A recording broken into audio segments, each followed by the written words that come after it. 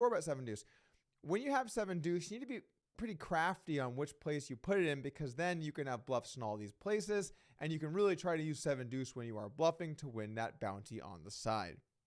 Tom Dwan with 7 deuce here. He can call the 3-bet, or he can go ahead and 4-bet. I really don't mind either way. It will depend on the size of the bounty. I'm not exactly sure what it is in this hand, but he does decide to call, and let's take a flop. Yeah, but Wow, it's I would good. have You thought should you happy. had. I would have thought you had. People want to become like me, businessman winning a title. Of course. I want one too. Next stop, When? Winford said. July. 30K C-bet from Rui Cao. Coast Beach. Tom with just a 7 deuce. Has not laid it down yet. So you think about making a move because Rui Cao plays every single hand? Malaysia, hey. I think we should start playing short deck. Okay. I start. Yeah. How about we swap? Okay. I mean, you teach me. No tournaments. No. Every day in our game, I cannot let him improve. I mean, A raise to 126,000 euro with 7 deuce, ready to show everyone maybe not. He's thinking. if he can take this down. Maybe. But Rui Cao has not folded yet. Losing. Is he wondering why Tom would raise on the ace queen 5 rainbow instead of trying to slow play against? Oh my god, he's calling with 8 high. Before we continue, I just want to let you know I am currently playing Heads Up for $100,000 with Bill Perkins at the Lodge. If you want to check it out, you can do so. There's a link in the description below. My Heads Up Challenge to the World has round 1 underway right now over on the Lodge YouTube channel. The flop comes ace queen 5 rainbow, and Dwan checks it over to Rui here, where he has 7 high and Rui just has 8 high. So both players have certainly bricked here, but these hands are pretty hard to hit most flops anyway. Rui Cao now decides to go ahead and bet 30,000 into 80-something thousand here on the flop. This is a pretty adventurous bet, I would say. He has very little backdoor draws. He will have other hands he can bluff with, like 7 deuce, or if he 3-bet king 10 suited, jack 10 suited, king jack suited. I would rather bet hands like 6, 7 of hearts. This is the kind of hand where I think I'd probably check back and give up. And it's also worth noting that having a club, not a great card either, because you don't block any of the backdoor flush draw floats. So this is one of those kinds of hands you just kind of give up, and if it checks down, maybe you take a stab. Rui's got other intentions though, and he goes ahead and fires the flop here, betting a little over 1/3 pot into it. And the action's back over to Tom Dwan. With the 7 deuce here, I think you just have to mainly let it down. Once in a blue moon, if you want to go for a call or a raise, I think that's kind of okay. You should probably work that in. But the problem with 7 deuce is that when you have 7 deuce, it's now way less likely they have 7 deuce, because you block both the 7 and the deuce, and you have nothing in terms of showdown value, and you're out of position, and it's a 3-bet pot. Look, I like a loose play as much as the next guy. I'm not saying you should never make a move here, but I would probably look to almost always let this one go. Tom has other ideas though, and he decides to bump it up 121,000 to go. I will say this is a board. I think it doesn't make sense to have too many raises. It would make sense to raise here on the flop if you have a hand like ace queen or pocket 5s for value. So there are some hands that could make sense to raise. But outside of those 2 hands, there's simply not many hands that like to raise here. I'm not sure how much value you would lose by having no raises on this flop at all. It might not be very much, or it might be maybe a small portion. Either way, on a board like this, you shouldn't have many raises because the 3-better is much more likely to have an ace in their hand. And of course, they're way more likely to have hands like aces and queens or ace 5 suited. There's just a lot more hands here in the 3-better's range that are good than there are in the caller. When that's the case, it can be fine just to call with all your hands to try and protect your range. But I don't mind having a very small range of hands that do raise. So I guess clip notes here from Tom's raise. I think it should be slightly smaller. I think it's more like 95 to 100,000. And if you are going to raise, you should very rarely use this hand and mainly look to use hands like ace queen, pocket 5s, and hands like the king jack, king 10 suited kind of suited Broadway hands that can make the nuts on different runouts and give you some board coverage on those runouts. Back over to Rui, and honestly, guys, at this point, I'm really not sure what to say anymore. This is clearly a fold, but it's been clearly a fold for everyone this whole time, so why would this be any different? Rui must be thinking, Tom Dwan is full of goddamn shit, so it's time to make a move and go for the smooth call. I will say in position here for Rui, I think I like not having many raises. When your opponent raises the flop, they're kind of saying they have ace, queen, or fives, or they're bluffing. When you have a 7, it's less likely they're bluffing. So I don't mind mainly just calling here on the flop, although I'm sure the solver would have some bet 3 bets and would probably like to bet 3 bet with hands like ace queen, maybe some ace king every now and then to deny, as well as possibly some of the hands like ace 5 suited or pocket queens.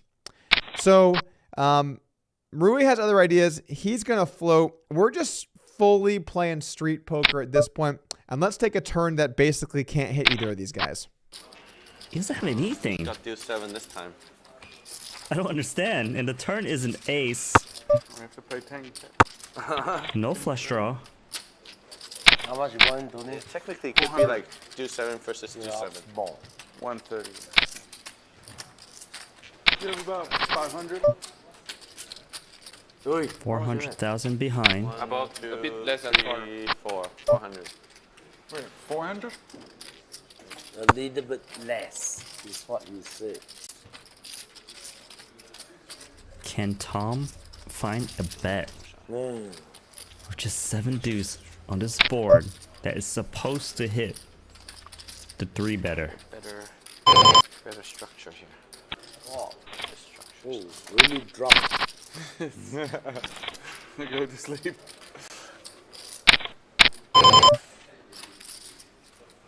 Oh my, he's reaching for chips. Start shooting all in. I'll tell you, just have to do a few all in. Do it for all ins? Yeah. I've been trying. I've been trying. I just need a couple of deuce 7s, you know? Like, Yeah, yeah, fuck, I voted you 7. yeah, you said that already.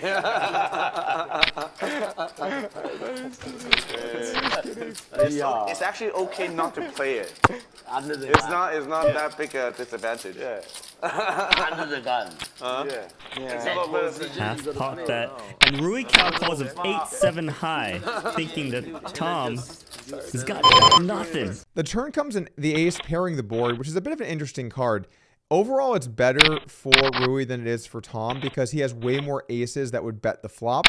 There's no way Tom's going to check raise with a hand like ace jack or ace 10 or ace 4 suited on the flop because you would just be bloating a pot in a deeper stack hand where when you do get action, you're beat and you want to just kind of keep their bluffs in their range.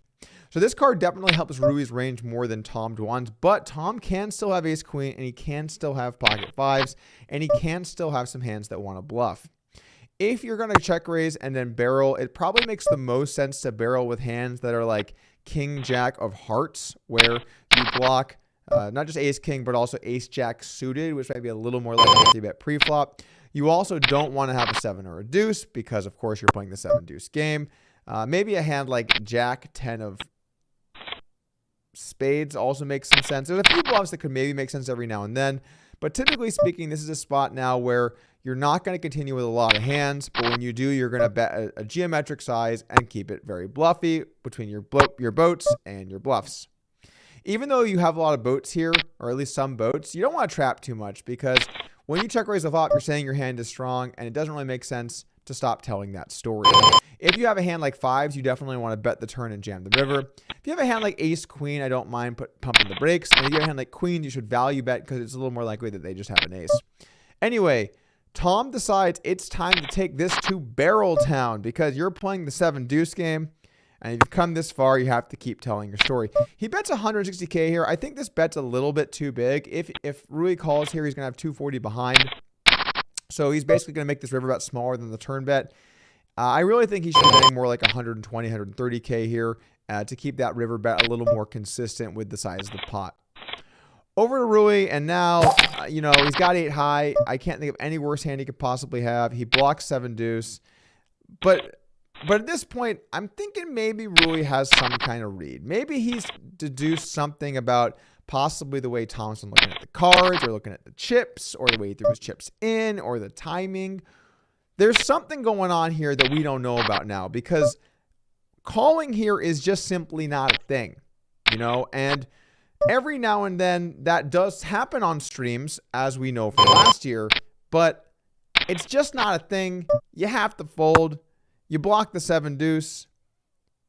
I mean, what are we doing, right? I mean, this is real money poker, I assume, I think. So Rui, he's got a read. He's going with it, and he makes a call, and let's take a river. And he's going to steal it from him. Pretty hard to make sense. If you're investing like 400K to win 7. I know. It can work. It's just the one. Pre-flop is a little scary. 655,000 euro in the middle. One's got 7 deuce, one's got 8 high, who's Wow, look, floated the Vince, flop what? and floated the turn. Every other minute we have Oh, direct man. talks, So the game cannot stop.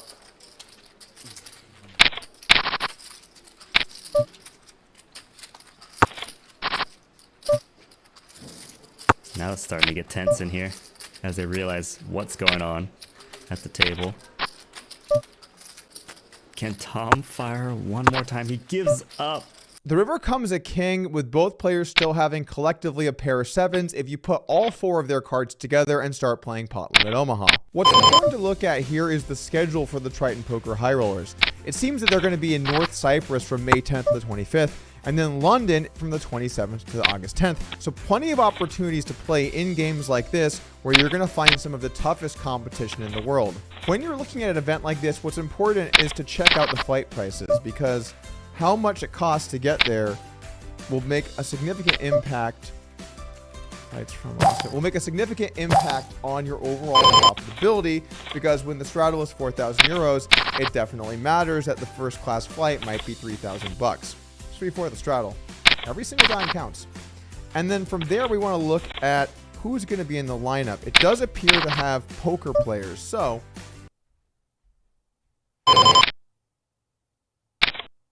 anyway, back to our hand, which I guess I'm qualified to commentate on. Tom now has a decision to make with 7 high. If he goes all in, he will certainly win, I think. Maybe he won't. Maybe Rui's put him on 7 deuce and knows his cards, basically. So he could check or jam, or I don't know, man. Give up. What am I supposed to say? What do you want from me? Gives the pot to Rui Cow.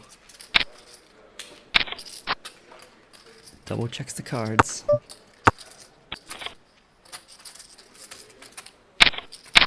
This is the craziest hand I've seen. He goes all in. 2-7. 2-7, right? Yeah. Why did you check then? And you moved Because he snap called me if I shove. Anyway, Tom decides to give it up, and then Rui decides to go all in with a little WSOP style jam. Double hander here. And Tom has to lay down the 7 deuce and thinks that Rui had it, but unfortunately, he is going to get the bad news. Moral of the story here, guys, is save up those small stakes buy-ins, because all you need is to have about 10 million euros to be able to play in this game. And you're looking at a pretty great spot, because not everyone knows about the hidden art of having a pair or a draw.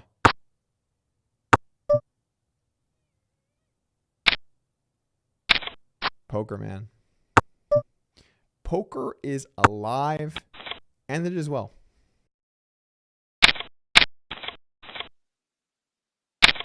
What's up, guys? Doug Polk here, and welcome back to today's podcast.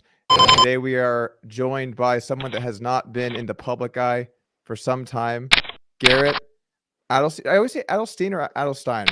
Did I get it wrong? I feel like I get it Almost wrong a lot. everyone always says it wrong, but it doesn't bother me. But it's Okay. Adelstein, like Stein. like I'm doing just fine. Yeah. Okay, Stein, like you're doing fine. All right, man. Well, welcome to the podcast. Thank you for coming on here. And I just wanted to say, before we get rolling, that we really appreciate you kind of showing up in the public sphere and being willing to discuss topics that I know are, have had a large impact on your life over the course of the last 6 months.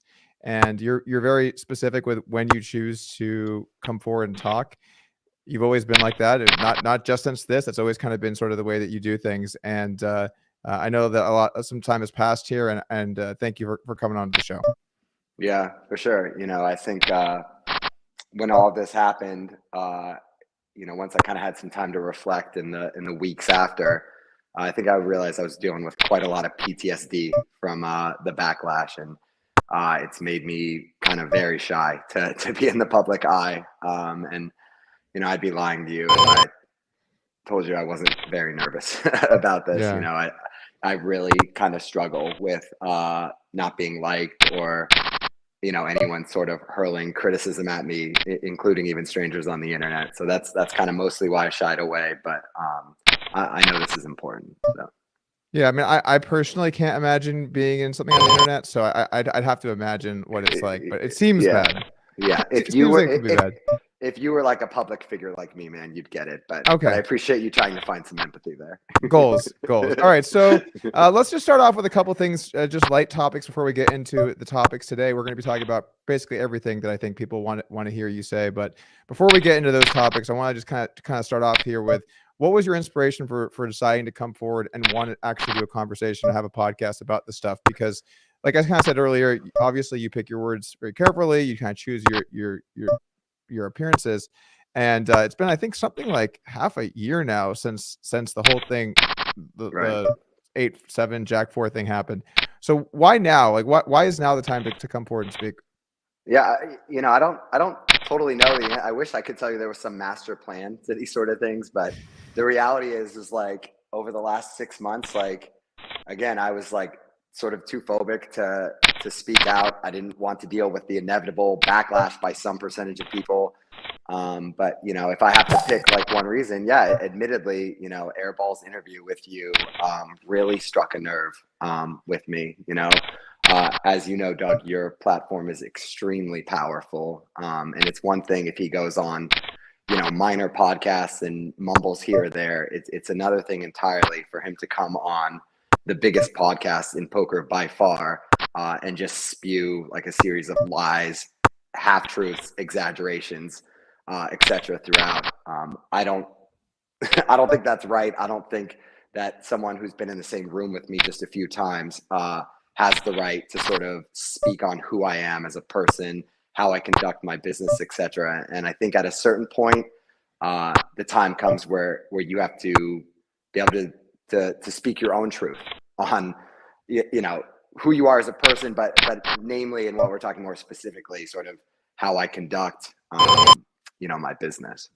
Right. That makes sense. It's tough weighing when you want to weigh in, because if you just punch back every time someone comes after you, then you're just doing that endlessly, right? So you do kind of have to pick your spots. And we had Airball on last week.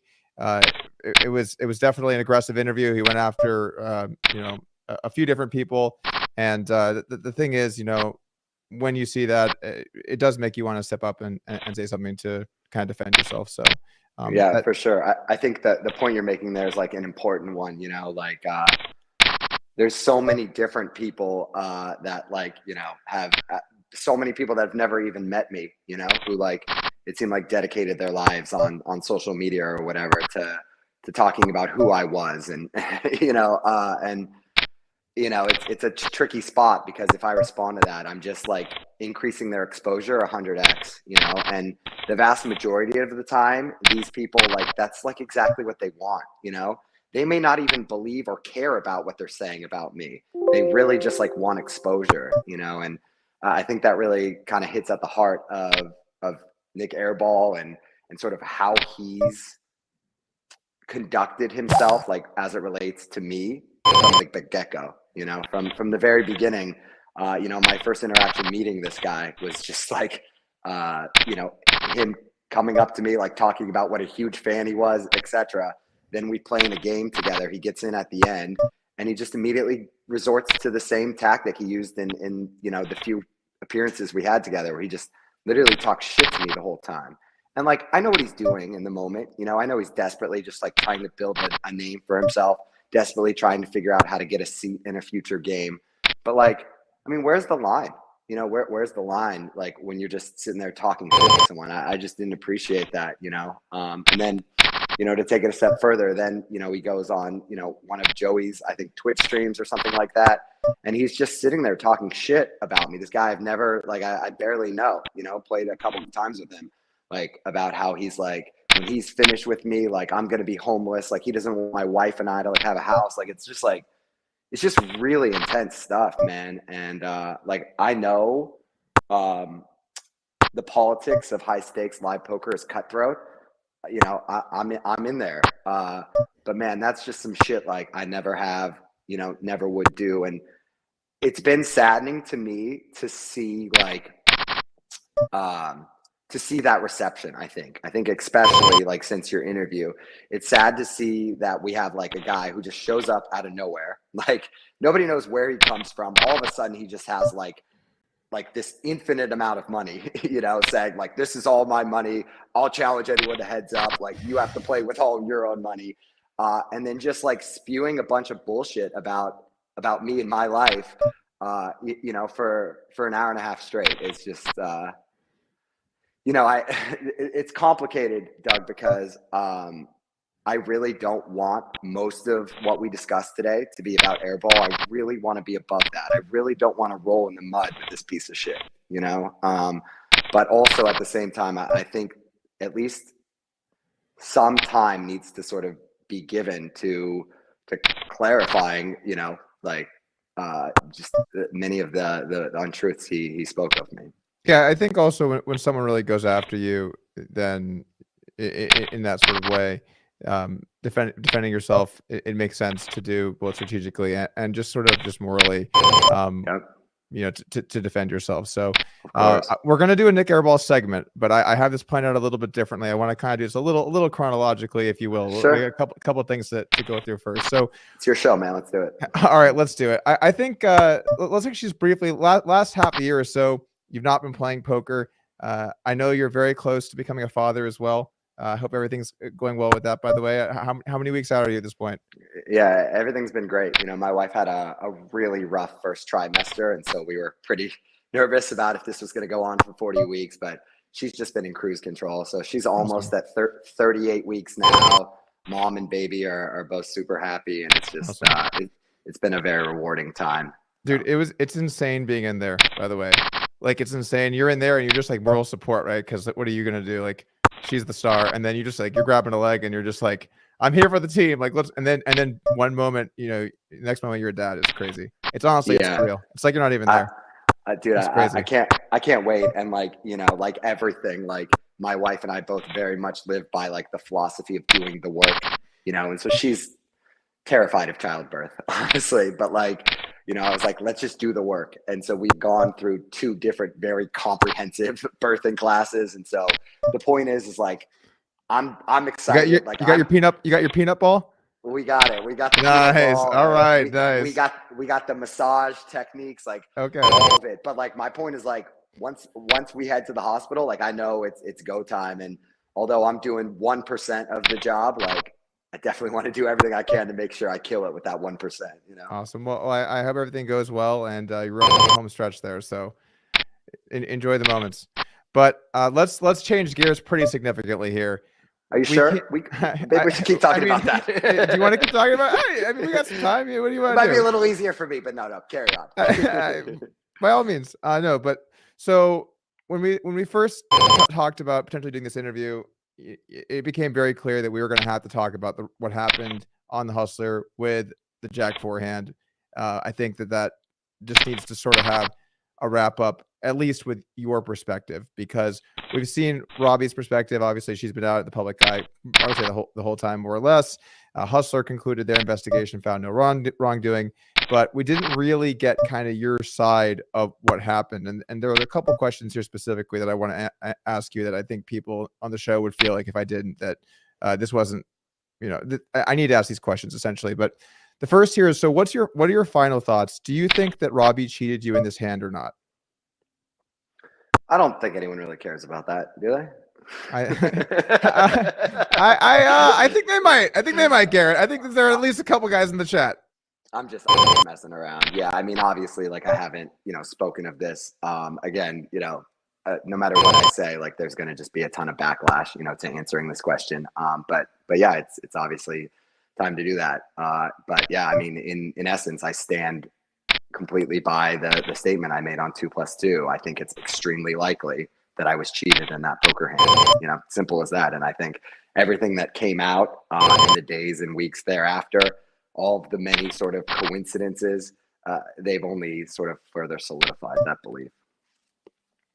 Okay, that's a fair stance. I assumed that would be your answer. You did post a lot of different aspects of the hands on 2+2, as to why you thought that way. And during it, I also can say, you know, we were talking back and forth, and you were trying to, you know, look at all the evidence and weigh things out and try to understand exactly what happened. But so let me add one thing to that I think I'd like to say too. You know, it's not a big thing, but again, it's just like, since I already have a platform to speak on these things, you know, I think it's been curious to watch Robbie go back on streams. Her play, it's just like night and day. It's like a completely different person in these streams. Like for anyone who's, you know, watched any of these hands that she's played on stream now, she plays just like any other, like, you know, poor playing recreational player. Very weak, very tight, very scared. The exact opposite of someone who just, like, you know, grabs their balls and goes, I'm calling you down with Jack 4 on 10-10, 9, whatever, you know, like it's just like, to me, it's just ridiculous, you know. She got a lot of balls, just like she always did. She went out, you know, knowing, you know, like what really went down, and spoke over and over and over again. You know, she has a lot of sort of self-belief in what she's trying to do here, including, you know, going back on stream. You know, I think another thing, like, I want to say about this is, I'm well aware, you know, I got a lot of people on sort of Team Robbie, if we want to call it, you know, in this situation. You know, they may be even more likely to tune in than the next person, you know, just so they can hear me on screen and yell and scream and whatever. And I just want to say, like, irrelevant of like how they may feel about me, or sort of make a judgment about who I am as a person or whatever based on this opinion. It's all love from me, like, on the other end. Like, I really do understand and respect people that feel very differently, you know, about this. You know, I think probably the most outspoken critic time and time again throughout this was Daniel Negreanu against me. And Doug, every time I listen to him, I go, what you're saying is reasonable, man. Like I hear you, you know? And so I really do, you know, see the other side. And, you know, I think that's obviously why this controversy is so explosive, is because, you know, you have two very different camps that really kind of feel very strongly about the topic. You know, it almost became an issue like politics or something, where people dug their teeth in, you know, they put their stick into the ground, and then they're like, this is my team and everyone else is other, you know? And it's just, yeah, it's been rough, you know, in that way, because, man, usually I live my life trying to be in the middle, you know, like, kind of point out that these people who live on the extremes, politically or otherwise, like, they're not getting it. Like, you need to be able to hear the other side. But in this situation, like, obviously, like, you know, my opinion is one that's gonna upset some people. It actually is very much like politics, especially because of just how goddamn long it went on for.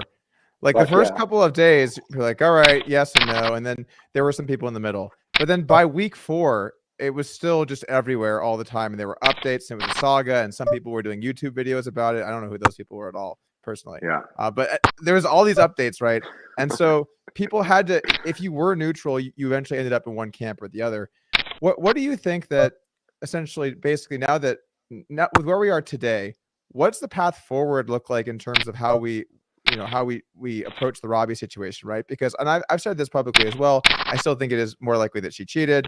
I'm a little less likely than I was at the absolute peak, because there were a couple factors that came into play, that, like, no one's taking the bounty money and stuff like that.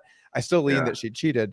But what do we really do sort of as a poker community, right? Because just because someone probably cheated, what do you really do about that when they want to play poker and they want to keep playing poker? And Robbie's been playing on streams. Like, she came out to Argument, she played. Sure. She's played at the bike. She's playing other places. What does the community do kind of moving forward, given what happened? Yeah, you know, tough questions. You know, one other thought I just had real quick was, like, you know, I keep watching the Robbie streams or hearing about them, and, like, I keep waiting for that turn min raise. You know, like, that turn min raise was such an integral part of her poker game, you know, in her Hustler Casino Live. Oh, and by the way, coincidentally, she just happened to have the best hand every time. And just haven't seen it since. But anyway, to answer your way more relevant question, yeah, I don't think there's an easy answer to that, and obviously I saw you take some heat for letting Robbie play on your stream. Obviously, like Poker Go gave her an award and she gave a speech for the hand, which is. But I mean, that was a fan vote though, so they don't choose that. That's pure fan vote. Yeah, no, and I'm glad you clarified that. In no way am I saying like Poker Go was in the wrong in that scenario. But like the shit is surreal. I think we could say that the shit is definitely surreal. If you're sort of think as I do, and you think it's extremely like she cheated, and she's up there like giving an award and a speech, it's it's crazy. But I don't envy your position in that way, in terms of like, well, what do you do as a business? Have her on or not? I don't have any answers for that. But what I can say, and I texted you about this, privately when you were asking if I'd be willing to come on and play with her. Is like we're good, man. Like I don't fault you for having her on. When Live at the Bike did the same, I told them the same. Everyone's kind of just like doing what's in their best interest, and sure. I think it's a lot too much for me to expect like anyone, to kind of take you out of it, to be like, well, I personally think she probably cheated, but like I'm gonna fight the good fight for Garrett, like and not let her, play, But with all of that said, Doug, like, I'm not like. I'm not too excited, like, about like in this interview and really like moving forward in my life, giving like Robbie much of a platform. Like she's had her 15 minutes. Like, I don't care. Like anyone who actually watches her play poker, like I think you can all agree, like it's not an interesting brand of poker, and that's what people tune in, for streams for, or at least some of the viewers. I mean, if she's stirring up controversy in your games and you're in it for the reality TV, sure. But, I think sort of the other elephant in the room that I've yet to address that I think, I think probably everyone wants to know, and I think it's related to your last question is, well, what should be done, about the money at this point? Right. That's where this is driving. Yeah. Yeah. And I think like I can just answer flat out, like, no, I will not be refunding Robbie any money, period, flat out. That's not going to change. That has never changed. Again, I am extremely confident I was cheated in this hand. And so, I expressed sort of empathy towards those who very much are Team Robbie. What I would ask them to do just for a second is ask themselves if they were extremely confident they were cheated in a hand by a con artist, what would they do? What would they do? Would they give the money back anyway? And that's sort of, really where I stand on that. I think I want to elaborate maybe a bit further in terms of, was this the best business decision for me? There's a lot that's been said, and you can imagine a lot of soul searching myself in terms of like, did I handle this whole thing well? And there were so many different decision points throughout it, and I'm someone, and I think probably everyone listening in, wants to feel this way. Someone who really makes great decisions in the most pivotal moments of their life, and I think that's been tough on me because I think it's very unclear, even just thinking this over, in my own head, did I make good decisions, both out of principle as well as, for my business, and I think to sort of address the business aspect of it, there's probably not. I think that's where I would start is probably not. I think, I'm gonna try to like keep it together. It's okay, man. It's all right. Take your time. Yeah. I'm not going anywhere. I don't think the viewers are either. So if you need a second, that's all. The last thing we need is like it's all good. Clip of me crying on your podcast. Hopefully it gets nowhere close to that. This has been insane. The whole thing has been insane. It has been a highly emotional ride. You've gotten put through the ringer. I know I personally think you probably could have handled it a little bit differently and it would have been better. But it was a high pressure spot and you tried to do what you thought was the right thing. I mean, I think as a business, almost certainly this taking the money is actually financially a lot worse for you than not taking the money. Pretty clear. So let me Yeah, for let it. me elaborate on that, like just a bit, which is like, um, you know, so this is multifaceted in a bunch of ways. Let's start by the initial reaction the day of from the viewing audience when they see the hand. Everyone loses their shit and they're just like, "Oh my God, she cheated! Oh my God, crazy!" You know. Then, right, Robbie gives the money back.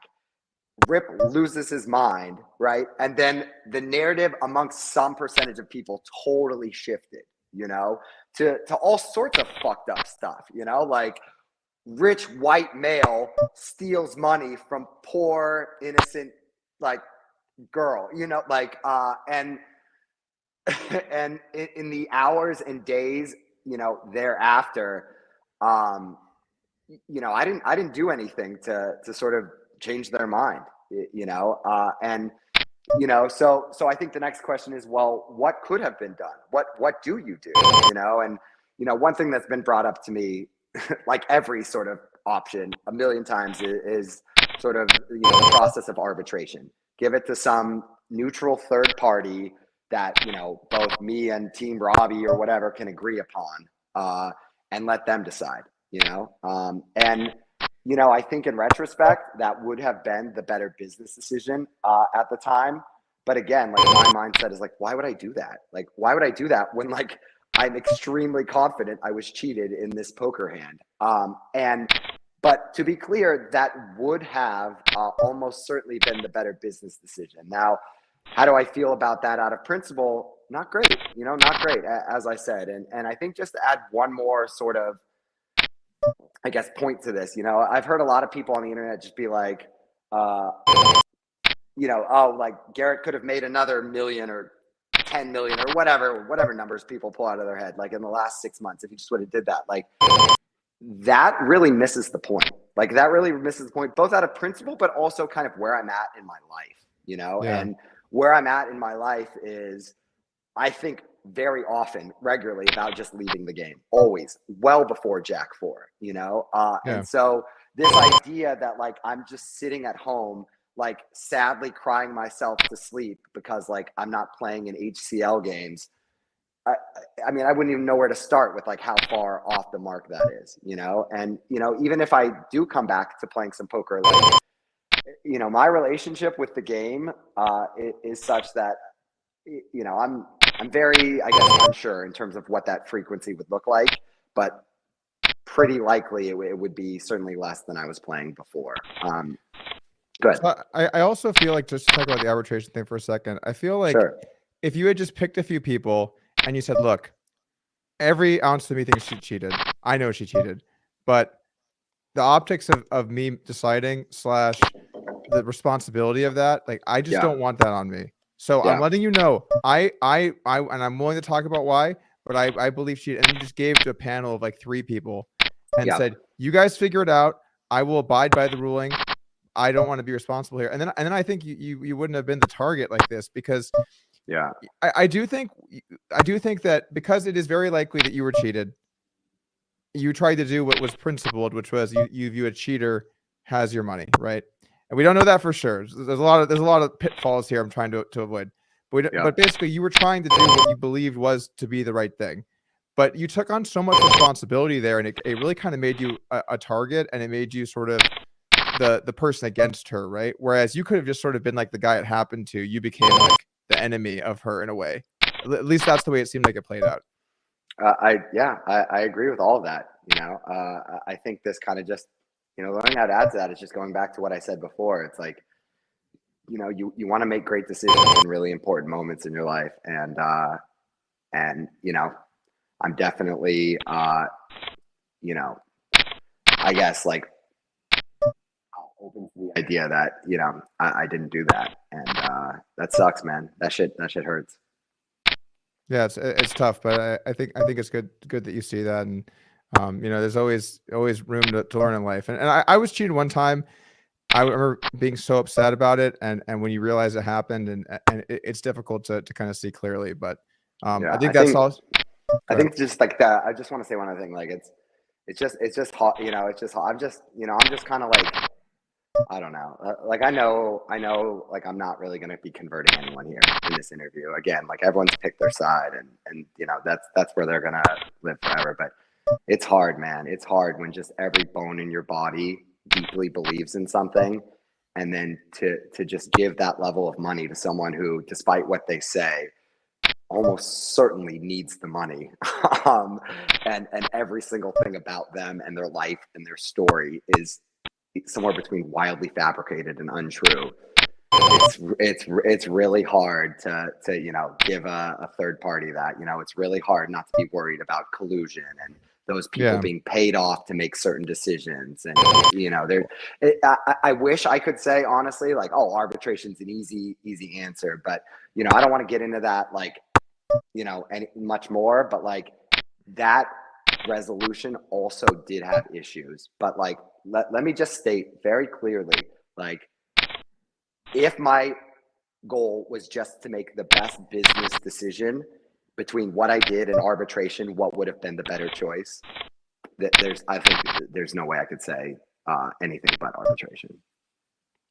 Okay, cool. We can move on because we have a lot of stuff to cover here today. So just changing gears a little bit, let's just talk about the Hustler stream dynamics. Obviously, we've heard a lot about Hustler in the last couple of weeks about the way that the show worked and kind of your role there. Can you maybe give us a little backstory on kind of, you know, once the Hustler got running, once it split off from the bike, your involvement early on, kind of what was your relationship like with people at Hustler? Sure. Let's go back a little bit. I think, you know, Ryan used to be the game runner and minority owner of Live at the Bike. And, you know, he tried for a while back as, you know, early as 2016 to get me out to play on the show regularly. It was just not something I was really interested in, you know, and as sort of I saw the writing on the wall in terms of public games starting to disappear and everything starting to go private, that was another time in my life where, man, I had 1.99 feet out the door and ready to move on to the next thing, you know. That's when they pull you back in, though. I've been there. That's when you've been there. Yeah, obviously you can relate more to anyway. You're like playing on stream alone like 30 hours a week, you know, like it's wild from someone who's like, I'm done, you know? But anyway, so you obviously get it. And I realized, like, you know, especially after playing on the stream there was a real opportunity here. You know, the reception I got, etc., made me realize, like, hey, like if I can become this very popular player that the fans like vocally speak out on wanting to watch, it doesn't even really matter what else is going on in terms of the politics of the stream and this and that. In the end, they're trying to run a business, and what drives that business is people wanting to watch their stream, you know? And so very early on, you know, I realized that, Ryan realized that, and our relationship was quite strong, you know, right off the bat. And so, you know, after a pretty short period of time, the process became pretty collaborative, and the process at Live at the Bike was the exact same as it was at Hustler. Ryan would work very hard to build a lineup, and obviously the base of that lineup always needs to be recreational players. Without recreational players, there's not a game, you know, and he would work his hardest to get as many recreational players in that game as well, you know. Eventually he would send me a tentative lineup for that game. We would discuss it and like basically come to a mutual agreement on what that looked like, you know. That was at the Bike, you're saying, right? Before Hustler. That was at the Bike. It's same, but it's exact same methodology at the Hustler. Okay. Exact same. It didn't change at all. So you were actively involved in curating the lineups then? Yes. Okay. It was very much a collaborative process. To say that I controlled the lineups or that I forced Ryan to do anything misses the mark by a mile. Okay. And honestly, like anyone who even thinks that, like, doesn't know Ryan then, because Ryan is a very sharp, very savvy businessman who would never do anything that wasn't in his best interest. So in no world, like, are there lineups where like it comes together because it's what I want and not what he wants. And I think that point is really missed here, because the reason why Ryan and I worked so well together is because our interests aligned almost always. Yes, there was a few exceptions. Yes, for whatever reason, Ryan wants his close friend Zio in the game. not interesting to me, you know. But in the vast majority of situations, like Ryan and I's interests align, and this, you know, what I've recently found out became a very sweet deal for Ryan, because he could get what he wants, which is a lineup filled with me, right, bringing the eyeballs, maybe another pro who brings some eyeballs, such as Andy, and otherwise the game is filled with recreational players, right? So the game is far more sustainable long term. The recreational players are losing far less money, if at all, right? And he can go back to someone like Art, you know, to give an example of someone, you know, who's been a very outspoken critic, and say, hey, man, I'd love to get you in there, you know, but Garrett, you know. But I think it really begs the question, well, it's now been 6 months after the fact and Art's still not playing in those games. You know, why is that? You know, and so, you know, the reality of the situation, I think, is pretty clear.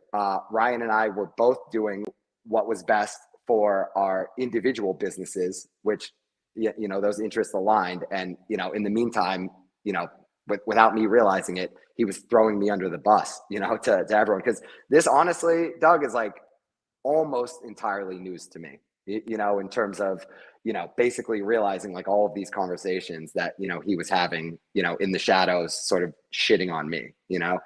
Okay, I've said a couple sort of not great things about Ryan here. I want to say, to be very fair, you know, Ryan is the very best at what he does. You know, that's just the reality. The reason why the Hustler stream is what it is, it's Ryan, period. Like, just entirely Ryan. Like, the work he puts in all day, every day with the production, and most importantly, his very, very strong networking skills to put together the best games. That's why he has the stream he has, and that's why, you know, for a long time, most of my action, you know, was on Hustler Casino. I also want to say that, like, Ryan and I, we butt heads occasionally over like minor things with lineups and whatever, but like by and large, we work together very well. And I think anyone can see that my live stream business that I've been running in recent years was greatly benefited from working with Ryan, greatly benefited from playing on Hustler Casino Live, you know, and the many great games they put together. And you know, I would be shocked if Ryan said, you know, he didn't feel the same. I've had good experiences working with Ryan. I've been out to LA several times. I went back at the bike. I went there for a week. I came out, you know, last year. I've always talked with him. He's always been someone we kind of bounce ideas back and forth. And I have a lot of respect for kind of the combo of how hard he works, but also he really gets poker. And so, so Hustler really, he had his experience kind of, he trained at the bike, right? And then he got to take that and then bring that to Hustler and kind of put together something that was kind of the exact vision that he had, or at least more closely aligned to the vision that he had. Totally. So he had like a lot of on the job training with me in those early years, you know, like I'm not taking credit for the brilliant, hardworking businessman that Ryan is today. But when I first playing on Live at the Bike, he definitely like didn't totally get it, you know, and that's why we had, you know, like games like, you know, the one that fell apart where, you know, you came to play and then it, you know, it didn't end up happening in the game. It like had 6 or 7 great players in it, you know. I enjoyed it. I had a good time. I was happy I was there. Yeah, it like it definitely took time for him to evolve in terms of what a great business owner you know, he is now, you know, with that stream. But, you know, and I mean, obviously, like there's no love lost, I think, at this point. I think it's pretty clear between myself and Ryan, between myself and Nick. But like, you know, we need to call sort of a spade in terms of him getting credit for what he's done. So we got to talk about the forcing lineups thing, because this has been talked about. I think Airball said this. I think a couple of people said it as well. There are arguments about who wasn't letting certain people play. You kind of alluded to this already, talking a little bit about it with people like Art. But were you forcing Ryan to essentially put together lineups that you wanted, or were you saying, hey, this guy's in, or if things like of the nature of like, you're only going to play if this guy's in or not in, like you have to put this guy? Did you threaten or force him in some way? And what would you say? I guess that's fine. Let's click off of that. Okay, yeah. I mean, yeah, it's interesting to use the word forced because that's exactly the word Airball uses with you in his interview. I forced Ryan to do this. Again, I touched on. I may have pulled that from somewhere. I don't want to say where I pulled it from. Yeah. I don't, I touched on this a little bit, already, but like, again, that's just like a load of horse shit. You don't force Ryan Feldman to do anything. Like, despite him not being like, the world's tallest guy or something, the guy's a machine. Like he runs shit, and like, him and Nick have several businesses, where they're earning additional revenue and whatever within the poker industry. And it's just, the narrative is it's just ludicrous. Ryan does what's best for Ryan always, and like, it worked out well because that was also best for me, in many situations. And I think that just speaks to the fact, just like in general, like, we're playing high stakes poker here. These are 7-figure annual businesses, some much more than that for the best of players. I know there's like this romanticized notion of like, people just hop on the stream and it's just like a bunch of good poker players just gambling it up and like, we'll see what happens, But the reality is like, there's just too much money involved in that. This is a business for everyone, So I am no poker philanthropist, like, and neither is Ryan, and neither is anyone else, who's like trying to basically, earn a living as either a professional poker player, host, even media member, etc. Were there certain times on the stream where you said that you weren't going to play if you put certain people in? Was that a thing that happened? It didn't play out like that. Okay. Here's how it played out, right? It was very, very clear. So when Hustler Casino Live started, it was mayhem, like behind the scenes, between myself and HCL ownership, and myself and the ownership, and they've gone through ownership changes, so like initial ownership change, whatever, but the ownership and employees of Live at the Bike. For those who don't know, Wayne runs he's the game runner. He builds the lineups for Live at the Bike. An incredibly nice guy. I like Wayne a lot too. Incredibly nice guy, someone I've always worked really well with. And that reminds me, that's another thing about like the Airball interview, like, what is he doing? Like, throwing other people into this. Like, it's bad enough that he's just slandering me all over the place, but now he's just making up shit, like literally just making up shit out of nowhere, saying stuff like, I didn't trust Wayne. That's insane. Like, in a world where like I didn't trust anyone, like I always trusted Wayne. Like, he always did what he said. He always told me the truth. He was always incredibly straightforward, and it reminds me of another thing. Airball tried to like throw some other guy that I played heads up under the bus, Well, now you have all these people on the internet trying to find this guy's name. He's misquotes and just throws out of nowhere. There's no way he could ever have any idea how much I beat that guy for heads up. He doesn't give a fuck, man. He just says whatever he wants. He'll throw any shit against the wall, like hoping either A, like the clickbait, the sort of salacious nature of it, like will help him build his brand, and B, like to try to bring me down. And to be fair about Airball, like, I don't even think it's personal with him. Like, I actually don't even think he cares. Like, he is just fucking cutthroat, savvy businessman who's super, super intelligent and calculated, and has like figured out Nick Airball. That yeah, like, we can agree to disagree about that, but like, and I kind of joking. I think we saw that in the interview as well. Like, he plays this fucking cartoon character on all the streams, and then he comes on your show and it's like a totally different person. Why? Yeah, Why? Because he's really smart. He can play any fucking character he needs to play to, like, as long as it meets his ends, And so I think the question, like, those watching like this and sort of deciding team Airball, team Garrett, as icky as that sounds, is like, who are you going to trust? Like, the guy who just came on like 6 months earlier, like, had no money, like, all of a sudden just playing in the biggest games in the world, clearly built a brand off of talking shit to me, goes on your podcast for the first time, doesn't say a word about his own life, right?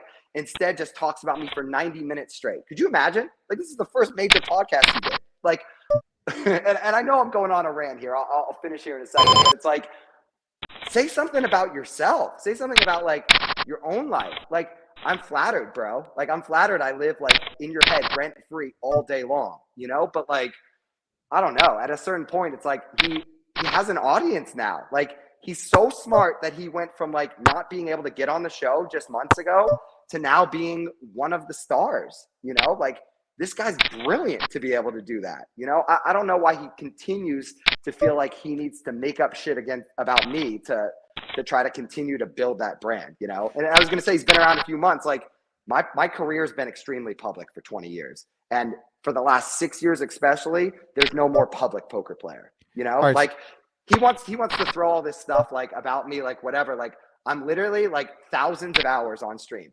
Like what seems more likely? Like, the person that people have watched play on stream for thousands of hours, or one 90-minute video of Nick trying to crush me, you know? Go ahead. All right, we got a lot of stuff to jump in there. Let's do the Nick Airball segment now. I feel like we actually kind of already started it. So so let's just kind of talk about this a little bit. By the way, I'm not gonna roll in the mud.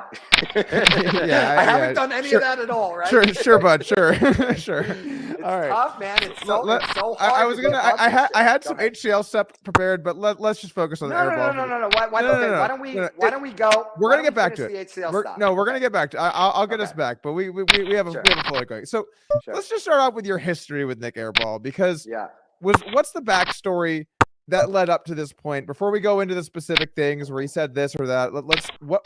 Where did you first meet Airball? Like, do you have any, what's your past with Nick Airball like? Yeah, it's real simple. Like, the very first time we played together, he just starts talking shit to me after letting me know, like, before that, like on the casino floor, what a huge fan he is of mine, you know? Then every time the cameras turned off, he would again let me know, like, I'm his hero. I'm such a huge fan, blah, blah, blah, you know? And he said all these things to you in his podcast as well, you know? And it just sucks. Like, again, just like him just like playing this character and just like attacking me on stream, you know? It's no fun. Yeah, you know? but just to play devil's advocate on that for a moment, sure, right? yeah, of course. So like with Nick Airball, he was calling me a bitch just immediately. Like, Doug, he's a bitch. I'm gonna go down, fly on Texas and buy his fucking card. And he's fucking whatever.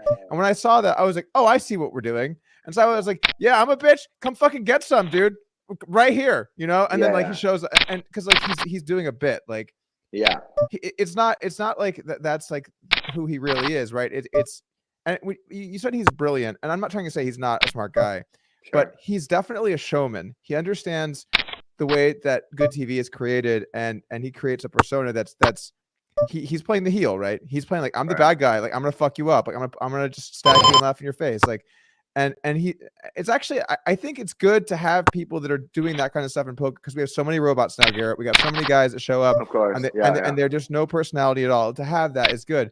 But did you ever talk to him about maybe like, hey, why? Like, I don't appreciate the on stream. You're just like you're treating me like this, and like, you're going too far. Like, this isn't cool. Like this is over the line. Or did you say anything to him about this? No, I mean, no, we never had that conversation. You know, I couldn't imagine it going anywhere. But your point is really well taken. You know, like these streams, like it's a combination of poker and eyeballs. You know, and reality TV gets eyeballs, and him barking gets eyeballs, and again, no question, it's a really good business strategy. I think sort of differing minds can kind of maybe agree to disagree if they review the tape of the things Airball used to do and say to me, whether it's fair game or whether it's just like in poor taste, you know? I wasn't defending the specific things. I'm just saying the overall shtick. Like I mean, I can't say anything because he probably went over the line, frankly, the way that he talks. But I'm just it's you know, it's whatever. But even like I can sort of agree on that. But I think you're bringing up sort of like an interesting point here in terms of, you know, my tweet, you know, where I say like, you know, Nick Airball's a bad person or whatever. Fuck that guy. You want to talk again about things like probably shouldn't do, you know, usually I'm better than the next guy at avoiding Twitter hands, you know, like saying some shit on the internet, but like, you know, I just didn't have it that day. You know, I think just like too much shit has been said about me. Too many people using me for their own clicks to advance their own narrative, you know, etc. And of course, you know, I don't like this guy. Like, of course, like, you know, he did like all he could to build his brand while destroying mine, you know, and so it came out that way, you know, but yeah, I wish I didn't say that, you know, I wish I could have been above that, Well, I Yeah. mean, dude, like you're a human being, honestly. Yeah. You're a human being. If you go on a big podcast and you talk shit about me for 90 minutes, there's an approximately 0% chance I'm not roasting your face in like 2 days on YouTube. Yeah. I don't know if that's a flaw in me. I don't know, but like you're a human being. I'm glad you saw it, but there's a difference though. To be clear, my tweet came before the podcast, Right, but sure, that is true, and we should get into like some timeline stuff there. Sure. But I think the line with the insults, just to kind of put a pin in the whole insults thing, is Sure. if it's clearly a part of the whatever, I think it's fine. But I do think like once you go into like the personal level, you're attacking like somebody's character, who they are. I think you kind of like pass this sort of line, and so I think with your tweet when you said he's a bad person, that really upset Nick Airball. I'm just sure, from yeah. the way he responded, that clearly really upset him because, and I've met Nick Airball like twice, and he's been on my podcast once. Yeah. But I do feel like he it seems like you said this as well. He was probably someone that when he started playing poker, he's much younger. You were probably already playing high stakes. He's probably someone, oh, maybe one day I could play high stakes like Garrett, I assume, at some point. So I feel like when you said bad person, like PC Garrett has died, he's a bad poker player. He's an even worse person. I do think that really upset him when you said that. Yeah. I think that's fair. And, I mean, I get it. I get it. I think it's fair. It's funny because like, if the sort of discussion is like, maybe that was a little over the line to tweet that in the moment, I can get on board with that, but then his behavior thereafter really makes me wonder, like, well, I think I probably had that shit spot on, and, but we can leave that part there, I guess. Like, again, my hope is that I at some point in this stop rolling in the mud, with this fucking guy. I don't think, by the way, that it makes it wrong to tweet that if that's how you feel and you have reasons why you said that and you think he's gone over the line and it's something that's important to you, then you should speak your mind. And I think we live in a time now where you just feel like you're walking on eggshells all the time. And I know I feel this, especially now that I have a business and I have employees and I just feel like I'm always walking on eggshells all the time, and I have staff and I have an online media team, and then they have the people and the good people in the chat. We love you guys, of course. They're all of you guys are great. But you have all these people that they look up to you, or they're watching you, or they're thinking, and so you just like, oh my God, I just don't want to say the wrong thing at the wrong time. But you just can't live like that, in my opinion. At some point you're gonna upset some people, and you just kind of have to be okay with that. And so when you said those things, if that was heartfelt and you think you had a good reason for it, then I don't think that's inherently bad.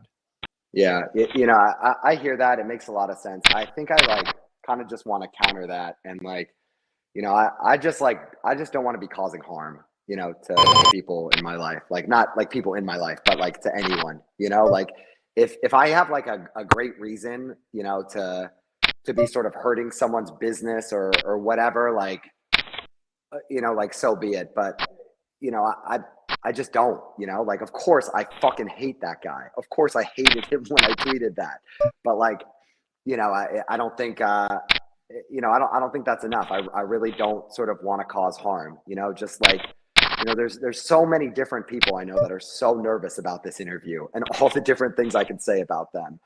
And like, I just don't have an interest. Like, I just don't want to be causing people harm, like, just for the hell of it, Yeah. Okay. I see where you're coming from.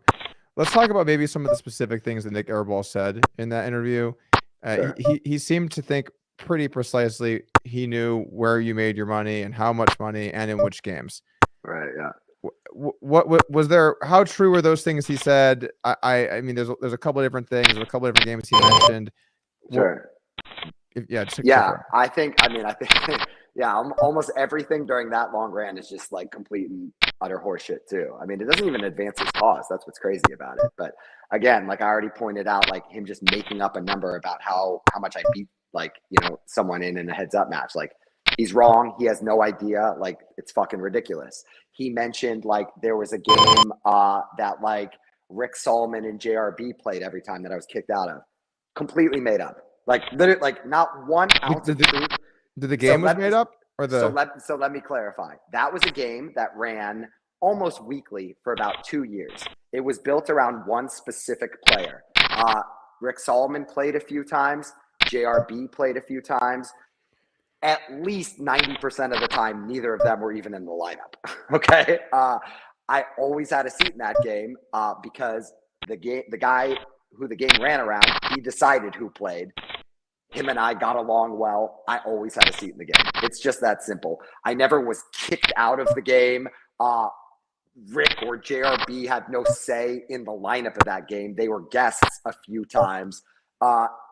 The game didn't even play in San Diego almost all of the time, you know, like not one. Oh, and then he also said I made $1 million and then got kicked out. Again, like just completely made up. These numbers are nowhere close to the correct numbers on any level, you know? And I think even to go a step further than that, you know, like the whole thing was just so disingenuous about like he does the right thing so he gets into games and I don't do the right thing so I don't. Bullshit. Like I've been like the poster child for how to conduct oneself at the table my whole career, well before I played on streams. How to make games fun, lively, everyone feels comfortable, you know, etc. And so it's just complete horseshit. But I think the biggest thing related to all of this, and this is I think a bigger discussion, is just follow the money. That's it. Just follow the money. People are gonna do like what's in their best. What's in their self-interest as it relates to them earning the most money, you know? Do you think it's convenient that like every time I played with Ben, like I fucked him up? Let's be honest. Like I destroyed this guy. Meanwhile, like Airball lost like what? Almost 7 figures last week alone. Ben beat him heads up. They're on a podcast together. Like Ben's a super savvy businessman who also, by the way, has other revenue streams in poker. Like the opinion is just so incredibly biased, you know? And with that said, you know, I think there's still something to be said here, like about like, could I be better? You know, could I be better in terms of making the game better for everyone, making it more fun for everyone? Maybe a similar question, like, do I have a responsibility as the biggest winner in the games to make sure like everyone's as comfortable as possible? I think these are super fair questions, you know, and I think if we're talking about a couple people that spoke out, they also coincidentally are on the podcast with Nick Airball. Like not one, but the 3 of them literally have a podcast together, you know? And it's like, how much weight are we really going to give, you know, these opinions? These other 2 people are people that like, yes, like myself and Ryan together decided like they don't make for the best games, you know, when they min buy and whatever else. So of course, like their opinions are going to be very, very biased, you know? And I don't fault them for that. But maybe to give sort of a better example in terms of what I'm talking about, in terms of how to be better, would be like Wesley. You know, I saw like Wesley's tweet where like he said that I would kind of push the straddles, right? I think he makes a good point. You know, Wes is someone that I don't think is like so motivated to just like speak out against me, aside from the money, right? Wes is trying to win. Wes is trying his best. I win a lot. It's of course better for Wes if I don't play, you know? But even then, with that said, like, I think Wes has a point, you know? And I think I could have been better, you know? I think like if Wes was trying to communicate to me, hey, like, you know, I don't want to straddle today. Like it's, you know, it's, I'm not comfortable with this size of the game. Even if he was playing 10 times bigger last week, for whatever reason, you know, I think like I should have done a better job of sort of, you know, honoring and respecting that. So that's all like that's a very long-winded way of saying like, I really do see both sides of this, but yet like Airball's sort of description of how it went down is just wildly off base. So just to talk about the straddle thing a little bit. Sure. I do feel like when you're a really good player, you just have to try and be super good for the game in ways that aren't just the fact that you're going to win money.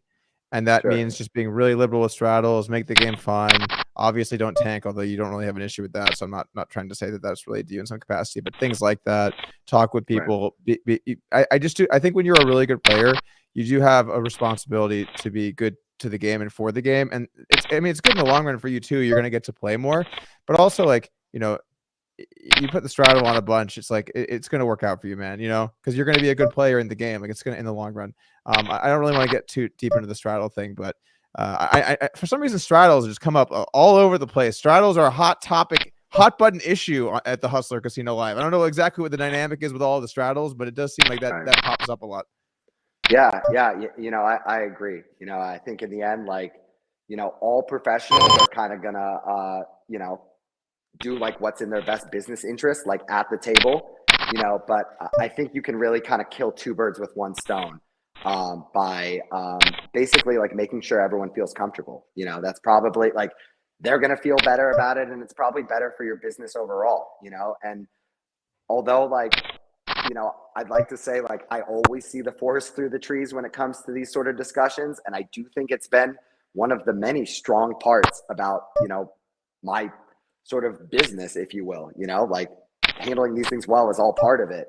I'm definitely open to the idea that that it could have been better. But I think the difference is like when everyone who said anything like outside of Wes, these are all people that are close friends. And again, like they're not getting in the games. They think I'm responsible for it. They're not happy. I think you need to like take those opinions with a mountain of salt, and I think sort of this criticism that like, oh, well, people have spoken and like they're defending Airball. No, people haven't spoken. Like Airball's three closest friends have spoken. And I think that goes to there's just so much to say about this in terms of the war on information. But Doug, that's why I got some pushback a little from you in terms of calling Airball brilliant. He just gets it. He just gets all of these things, and he immediately knew like we need to go to war on this guy, and we need to give some. I think I think the word brilliant, it just gets thrown around in some places where, and I'm not saying he's a dumb guy or something. He seems reasonably intelligent, but I feel like savvy and brilliant are kind of different. I would say he's a savvy guy. He gets it. He understands the game. He knows how to play his role. He knows, but brilliant is kind of different. Like I don't think of Nick Airball. I think of brilliant. And I'm not trying to just needle Mr. Airball, but it just I don't know. I think the word may be slightly different. We can talk about some of the other Hustler players in a second here, but just to kind of close out the Airball topic. Were there other things about what Airball said about you? I'm sure there are many you could probably find, but was there anything else that stood out to you that Airball said that you felt like was particularly untrue that you wanted to correct? Man, there was so many. I mean, you've gone through a bunch of them, so if you hit everything, it's all good. But you know what? I would say probably, but maybe this seems like a great time to just move on and kind of like stick to what I'd hoped to do, which is again not just give this guy like more of a spotlight.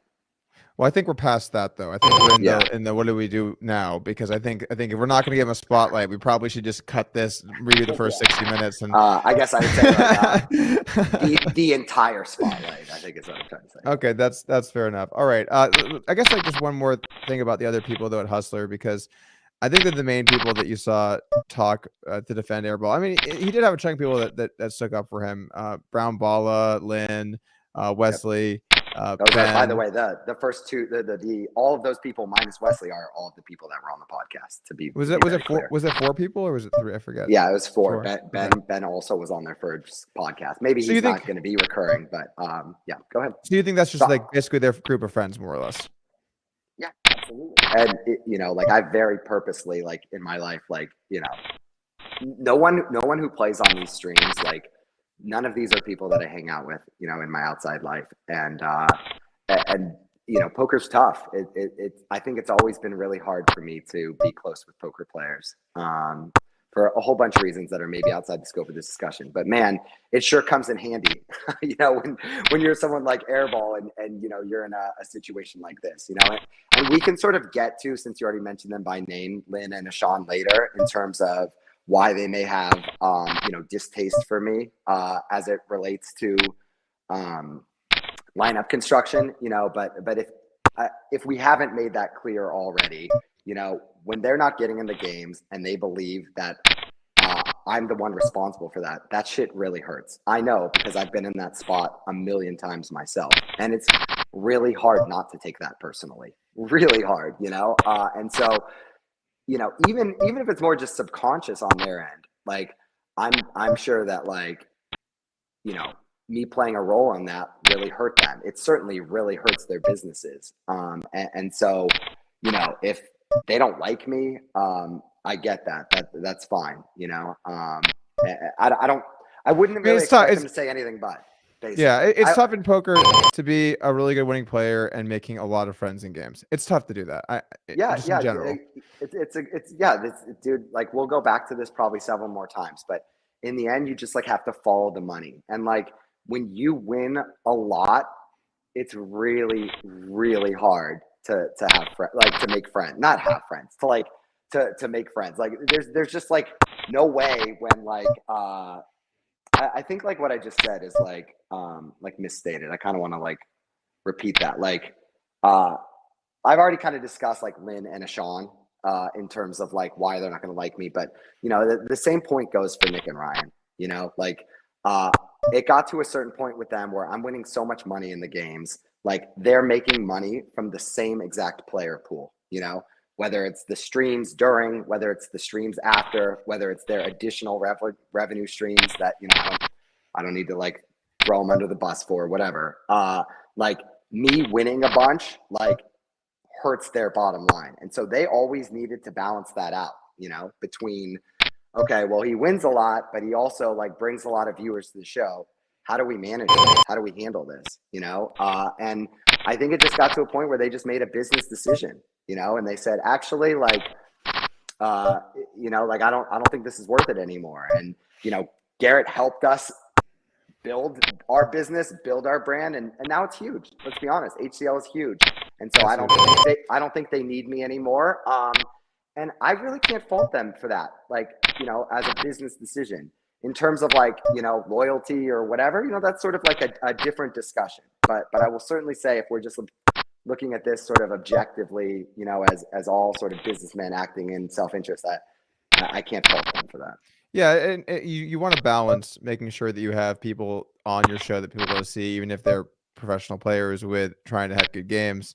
And when you have someone where they bring viewership but they make the game worse, it's kind of a weird spot because it's definitely best today to have them on. But is it best to have them in a year if they're on all the time? And those are the kinds of trade-offs that you have to make when you're on a show. But that's your business. You know, they need to be aware of those things and be making those choices. And I'm sure that they've done a good job because otherwise they wouldn't have the show they have today. Yeah, I mean that's all correct. But again, it's just a really important component of this that that maybe is being lost. Like it's more than just them making decisions on what's best for the show. They have several revenue streams related to that same recreational player pool. And some of it's obvious. Nick is obviously playing with some of the same players that I was playing with, you know, yeah, true. Ryan is hopping in the game, you know, plenty of the time after the stream, etc. And some of those revenue streams are less obvious. But like, make no mistake, when they see me win as much as I do, and you know, the number is obviously much more than that Ryan sees off stream, like he is very displeased with that. Facts. Yeah, that's fair enough. All right, let's go back and talk about HCL, just a couple more things here, and then I want to pivot maybe a couple other subjects. So I assume you saw the Nick Vertucci, you're banned, but you're not banned, but you're not invited interview, which I just there was all kinds of pretty amazing humor to be found in that one. I did a video because it just I loved the whole thing. Frankly, it was great. It was amazing. So what's the situation? Are you banned? Are you not banned? Are you not invited? What's the spot? Like, what's the situation? If you want to come back, do you think you could play? Have they told you that you're not invited? What's the situation? Sure. Let's go back a bit because this is something that you know I want to talk about because it hurts. It hurts. Let's go back to I think a little bit, or maybe actually immediately after they released their investigation report, right? And me, Nick, and Ryan, you know, had a brief group text where we agreed that, you know, we would we'd say just publicly that we were all open to the idea of working together in the future, right? That was it. That was the end of the discussion. At no point before, during, after that did I ever express to them I had any interest in playing any poker, let alone on HCL. That did not change. You know, like I still had no immediate plans. You know, of course I made one trolley post about, you know, like maybe I'll hop in if there's a seat. But the truth is, Doug, like I was not even close to a place where I was entertaining the idea of playing poker. And obviously I knew how that was going to play out. Like Keating's not going to let me play in the game. The fans are going to lose their shit at the idea of me playing in the game. And like, I'm just trolling, you know? But I can also personally attest because we talked about this several times over that period of time. And you've told me multiple, because I've been trying to get you out here. One day I'll wear you down. But it'll happen for sure, man. Nice. That's good. I'm glad to hear. At some point for sure. Yeah. Perfect. That's what I love to hear. But you told me extensively. I'm just not in the place I want to play. Obviously, I'm gonna have a kid in a couple of months here, and you know, with everything that's going on, like I'm just not in a place that I want to play. So I'm just adding some credibility that was happening. You know, at least privately during this part. Yeah. For sure. So anyway, so let's just move ahead to Nick's podcast with Ben, and maybe this is some of the vitriol Ben has for me. He does this podcast with Nick, and it's not like Ben is just like, you know, like Ben is a very interesting person who like runs, like he's an angel investor. Like if any of you have seen Shark Tank, like the guy's like obviously like anyone who has that career, like he's a very fascinating guy. And yet like the only thing Nick puts on it is just like some clickbait for like the 30 seconds, you know, when they talk about me, you know. And I even saw Ben make a tweet about that. Like, hey guys, like watch the podcast. It's about a lot more than whether or not Garrett's banned, you know? But anyway, as it relates to sort of the banning itself, I think that's what really bothered me. You know, it got leaked to, you know, to Craig at Poker.org, who then sent to me like, hey, you know, this is what's happening. Is this true? You know, in terms of Nick is releasing this video. And I was like, I just texted Nick and Ryan. I was like, what is this? Like, I have no idea. You know, I felt very ambushed. And it was just incredibly passive aggressive. And Nick's response to me was basically like, this wasn't planned. Like, it, you know, I was like caught off guard with it. It's just such disingenuous bullshit, Doug. Like, and it fucking hurt, man. Like, I've known Nick a very, very long time. Like, the reality you've known Nick Vertucci a long time? Nick Vertucci. Yeah. Oh, okay. I didn't know that. Time. Yeah. Nick Vertucci used to play in the same games as me at Commerce when I first moved to LA, going back in 2012. You know, okay. Nick Vertucci was someone I played with at minimum weekly live at the bike when I first started playing on live streams. You know, I've been playing at least once a week with Nick almost for, you know, I don't know, 12 years or something like that. Wow. You know, okay. and there were definitely times in that period where, you know, I considered him a friend and vice versa, you know? So anyway, so I think let me sort of go back in chronology, just like several weeks. Everyone tells me everything. So many people were texting me, hey, like Ben says you're banned from HCL. Like, is this true? You know? And I'm just like, I have no idea. Like, you know, like I'm not going to listen to Ben on it. Like I'm not going to spread any rumors. And honestly, I didn't even care. Like I had no interest in coming back to that show or any show for a very long time anyway, you know? But the point was, this had been talked about amongst many different people. So in this staged interaction between Ben and Nick, where Ben goes, well, is Garrett banned? Like, it's just total horseshit. They've had that conversation many, many times. To further prove that point, Nick does not run a live stream, Doug. It's all done in post-production. So if Ben caught him off guard and then he said something that he didn't want to say publicly. Oh, his show's not live? It's not live. Okay, Post-production. gotcha. Yeah, right? I know, because like the one I did with him, that's how it was, right? Well, maybe we should have live, man. We could have recorded. We could have edited out all the parts. Right, exactly. Yeah, live is good. Live is good. It's authentic. But anyway, my point with the whole live thing is, if Nick didn't want to throw me under the bus, if Nick didn't want to use me for clicks, if he didn't want to passive aggressively, you know, basically like be like, haha, like we're dumping you before you can dump us sort of thing, why not just delete that? I just don't even know like why he poked the bear. I really don't get it. Like that's a good question. Everything was cool, you know, like they maybe suspected that like I was never going to play on their live stream, but like I wasn't about to go embarrass them. I wasn't about to do anything, you know, but like when he comes at me like that, and also just, he should be embarrassed, dude. Like the thirsty way that he still promoted the shit. Like he's like, Garrett's banned, but by the way, we still are going to use him for clicks today. It's like, come on. So it was clear what happened there, which was Ben wanted him to say he was banned because Ben does not want you on the show. I think it's pretty clear. For sure. And then Nick realized that there was an opportunity here, which is if he says Garrett is banned, that will be a big story that will generate a lot of viewership. For sure. Because when you put your name in things at the moment, it's big. Okay. So he's like, well, I want to kind of do that because I realize how big that'll be, but I don't want to do it too firmly because it's, For sure. I'm not saying completely not true because you're not playing and you're not invited into the games, or maybe players won't play, whatever it might be. So he kind of tried to have his cake and eat it too, where he was basically trying to capitalize on saying you're banned, even though the truth of the matter really is that it was sort of mutual, but also some of the players don't want to play with you, which might impact that to where you can't play. You know what I'm saying? It was exactly all that, while also trying and failing miserably at not upsetting the audience. You know, like he's not actually banned. You know, it's I don't know. It just sucked. The whole thing was just like so incredibly unnecessary. Doug, like I get it. Again, I really can at least understand if even in some cases, like, you know, consider people faultless for some of the things they're doing from a business perspective. But this one just seemed like the cost benefit. Like, how much money is he really making by, like, you know, like throwing me under the bus? And like, even then, like, how much would it have cost him just to shoot me a text saying, hey, like, I want some more clicks for this, so I'm going to be announcing this, you know, and instead of just like, you know, yeah, that's a little weird.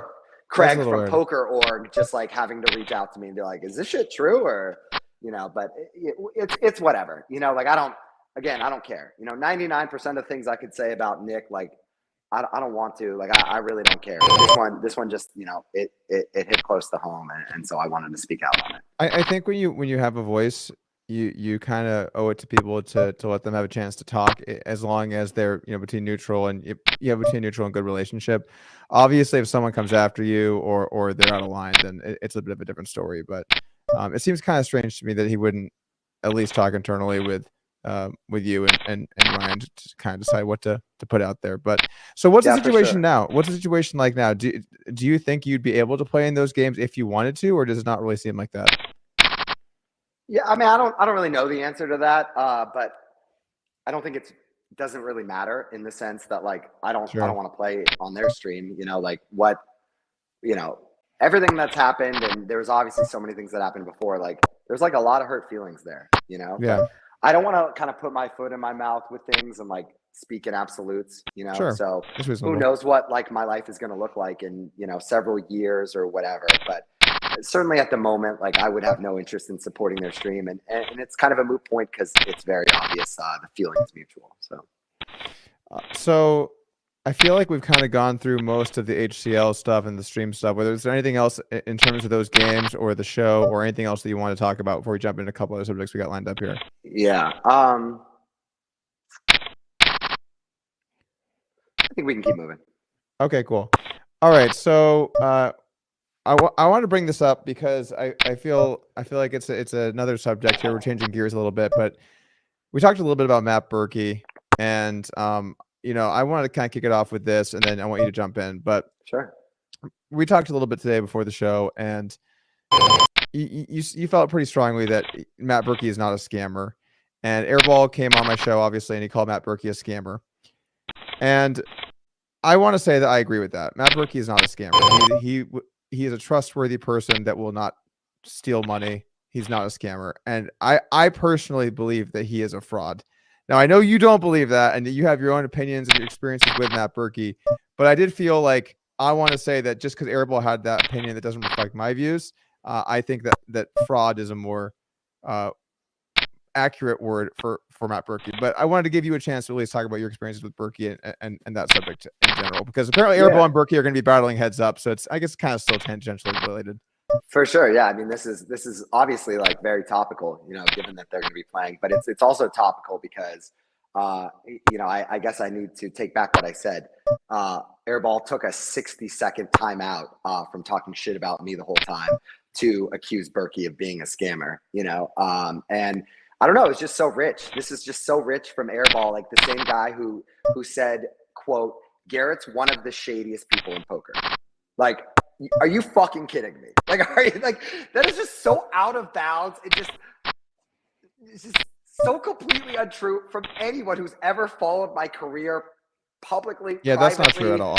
it's just fucking ridiculous, you know, while in the same breath calling Matt Berkey a scammer. It's just really fucked up, you know? So I'm just going to say a couple things, you know, about Matt, again, especially because he's topical right now.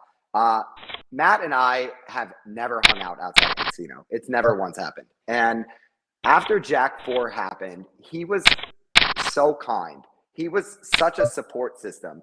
We talked so much on the phone, and it was so much completely unrelated to the ins and outs of an investigation or whatever. He just like was a friend who like listened to someone who honestly for quite a while was really hurting. And so am I biased here?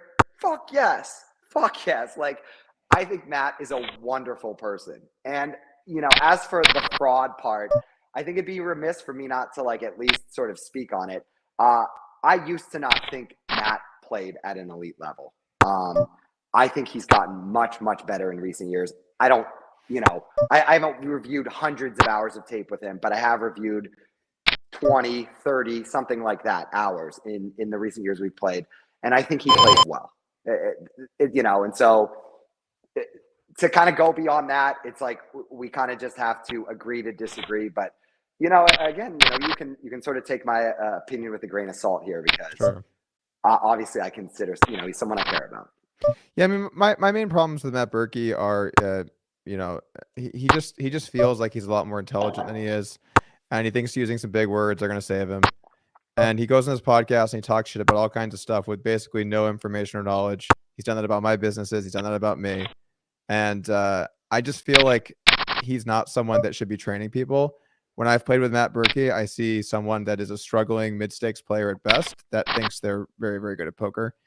Whenever I see Matt Berkey hands, there's usually a lot of questionable stuff going on. And I just don't think he's a particularly good poker player who has no real track record of results in almost any capacity other than a screenshot he posted from his phone where he inputs the digits.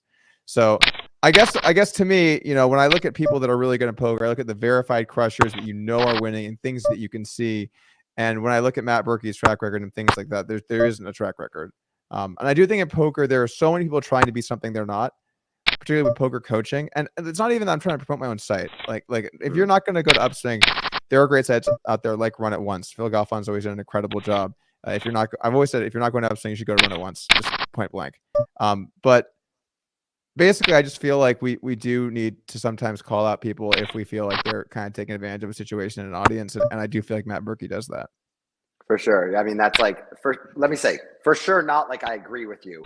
For sure, like, I understand why you feel that way. And a lot of what you just said, I can't, you know, I don't know. I don't have an opinion on it, basically. Right, you know, those aren't things like I can speak on. What I can say about this is I know both of you pretty well at this point. You guys are both very good dudes, you know, and it is sad that, like, you know, somewhere along the line, like, one of you came after the other. I have no idea where the genesis of that started. Neither of you probably even know. We don't have to go through it. Yeah, of course, but neither of you even probably know. But once someone, you know, gets like sort of hurt feelings or feels attacked, either personally or in their business, then the other one fires back, and it just goes back and forth. And you know, it's tough, and that's part of why I've really like tried to avoid that shit. Not even because it like affects my business, but like it's just a really good like sort of thing to live by in life, is to like try to find the good in people, you know. And it's, yeah, you know, we're built a little different, Garrett. You're a much nicer guy than I am. I mean, I don't even know if that's true, but like it's more just like there's been so much bullshit like all over like poker Twitter and the internet like this week.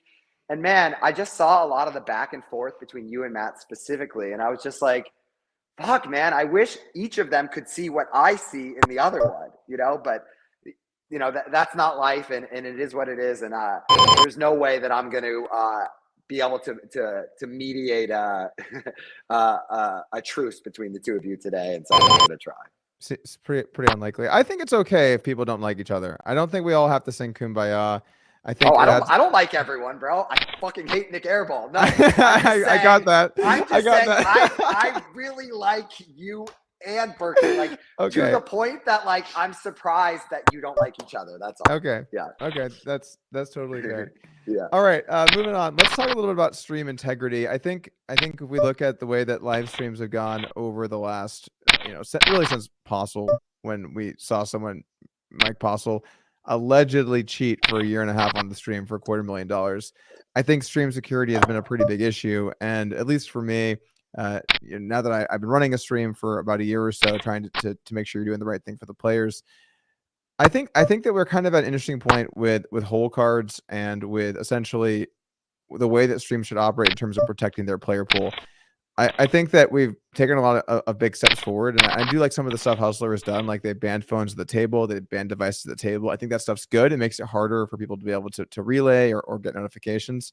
And I also think that streams that are moving towards a no hole cards in the back approach, like for example at the Lodge, we do not have your hole cards. I think that we need to have more and more focus kind of put onto that direction for streams. But I guess, what are your thoughts on stream integrity and how important is that to you moving forward after what happened? Yeah, I think that's kind of been lost in the mix, like in the multitude of reasons why I haven't played poker, stream security is right up there, and I think when it's extremely likely you are cheated in a poker hand, I have to give this legalese comment every single time. Like it fucks with you, man. It fucks with you. I've seen, many players that get cheated, they lose their fucking minds, Yeah, I've seen that too. I've seen it, and that's very real for me as well. I'm very paranoid, about that moving forward. And so stream security is so important to me, and it's played a huge role in me being like, I don't know if this is it. Like in terms of poker, like the only poker games I'm getting in are stream games. That's the only place like I can add value. I'm not out there running home games or politicking, like trying to round up like a Rolodex of recreational players. It's either streams or I don't play poker. And if I can't trust the security on streams, like I don't know how I can play poker, So this isn't to say that I, as a blanket statement, don't trust streams. Right. Just that security is very, very important to me. And so, of all of the different things that have been discussed related to stream security in recent months, to me, the most important issue by far is, do the members of the production team have access to the real-time hole card information, right? It's been referred to as a trustless system. Can you create a trustless system where nobody, not the owner, not the employee making $20 an hour who didn't get a background check, motherfucking nobody has access to the hole cards in real time, I know Live at the Bike does that. I think I've heard that your stream does that as well. Is that correct? Yeah, we don't have hole cards. And so to me, it seems this needs to be a mandatory thing industry wide. Well, this is where the argument sort of comes into play, right? Because first off, there hasn't been that option with most of the software until recently. It's a recent thing that rolled out a couple months ago. It rolled out, and when the Lodge launched our stream, we've had it since. So we've not had whole cards now for a month or two or whatever it's been. But there is, where it becomes kind of difficult is there is a quality loss for production where you're not able to edit things sort of in real time. So Hustler's production and their overlay, things like that, they do a really good job, and they very rarely have errors. In order to have that, they have to have the cards, at least with where the software is at today for the version that we both run. So we don't have cards, but we have problems sometimes, and we get attacked for that. Like we messed up a hand yesterday where Perkins stacked me or doubled up for like 450K, and we had to stack in wrong on the goddamn flop, and stuff like that happens more because we essentially are not able to edit it in real time. And I'm actually kind of interested, if you're watching this video, you can leave a comment below, but I'm kind of interested in what do people think about this? Like, what are viewers? Obviously, players are first, right? You're putting up the money, you're going to the game, you need to trust them. But do you think viewers care? I feel like they might not. I don't know. What do you think? Well, the first thing I think of is that's fucked up. Like they have this competitive advantage that you guys don't, simply because you guys are trying to do the right thing and protect the integrity of the game. First of all, I don't even think that, I think it should be an industry-wide thing for that reason alone, so everyone's on a level playing field. But beyond that, what do I think the fans want? I think the fans want to watch poker. And this is, as I've said before, this is the existential threat to live stream poker. Like, how many cheating sort of scandals we can call it just in general, like can the live stream industry go through before it's just done, right? Before it's just over. And so I think anyone who has a stake, if they like live streams, if they're players on live stream, like trying to protect themselves, why wouldn't you want that? You know, like, do you really think, like, let's talk about the players. Do you really think that like it's more important to them that like the stream has a slightly better production quality versus being able to protect the integrity of the stream? I mean, shit, like if it was a trustless system where you couldn't see people's whole cards, like, man, I might have been already playing poker now. That's like what a big deal, you know, this is to me. And it's a big deal for poker. A cheating scandal was terrible for poker. Streams no longer running is terrible for poker. And let's look at the flip side. This explosion of streams. And I mean, they just keep coming, man. Like, that shit is so good for poker, you know, and yeah, just anything that can be done to improve the security is the biggest deal in the world. And we need to hold people's feet to the fire, you know, because clearly you said HCL's not doing it. I think the community at large needs to speak up to that. And it's not asking that much of them. You know, it's not asking them, hey, you know, this is going to cost you $1 million a year. It's like, check that box in the software and move forward. Go ahead. Yeah, I had a call with Ryan right before we went on because I knew we were going to discuss this, and they're open to it if we can figure out a way to, because they use slightly different software and it's difficult because of certain reason. I'm not the technical guy, so I tried to understand, I had my producer explain stuff to me. So I know that if there's a way to do it reasonably, they would. Right now, they do not. And you know, kind of my viewpoint. I also actually want to quickly address as well. You said a competitive advantage. Like, I want Hustler to do really, really well, because if they do really well, then our stream grows. And I'm not trying to have the #1 stream. I'm trying to have the biggest stream I can. The bigger Hustler is, the more people watch, the more views that I get on my channel, the more views I get on the Lodge channel, the more the whole space grows. Like, I just want my business to make money and grow. I don't need to try and have the biggest, best stream, right? So I'm not too concerned about the competitive advantage part. What I'm concerned about is, I've been a high stakes poker player for a lot of years now. I've played some very big games, and I have been cheated once, and I know how fucked you are if someone can see your cards. You are fucked. You're gonna lose a lot of money. It is guaranteed. Because, and if you're a good cheater, bro, you could do it forever.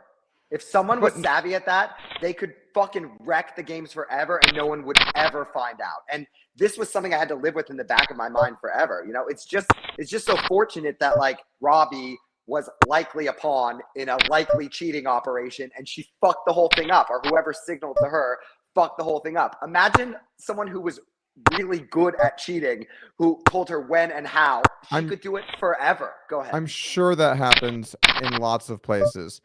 There are so many streams, and especially if you play in a smaller stream where you don't really know what's going on in the back, there's just some dude with your cards. You know, there's just some dude with your cards. He might be a nice dude. I'm not saying it could be a girl. We don't know. They might be great, but they might not be. And if they're not, you are fucked. So I guess just coming from the I'm a poker player background, and admittedly, it hurts our show. Legitimately hurts our show. We have a bunch of errors because of this. But I said to our team, if we have an opportunity to not have hole cards, we're doing that. I don't want any liability of someone getting cheated on our show, period, and even if it hurts our show. And I do think that is where things should move. I think that some of the stream software is going to continue to advance where we can figure out some solutions to these things. And I know that HCL is open to that.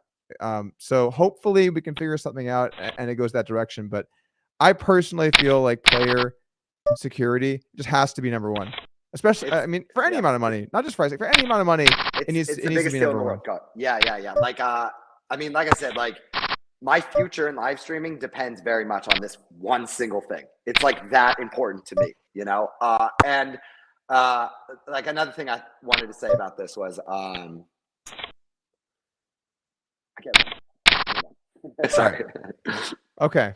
We got a couple questions here, and then we can wrap up. It's already been an hour and a half, and this is probably about the length that we're looking to go. But let's talk about the future, because you've been out of the mix for 6 months now, and obviously a lot of people want to hear from you. They want to watch you. They enjoy watching you play poker. What does your future look like with playing poker? I know you kind of been back and forth, and if you want to play at all. do you see yourself returning to playing on poker streams, and do you have any kind of idea of what that timeline would look like? Yeah.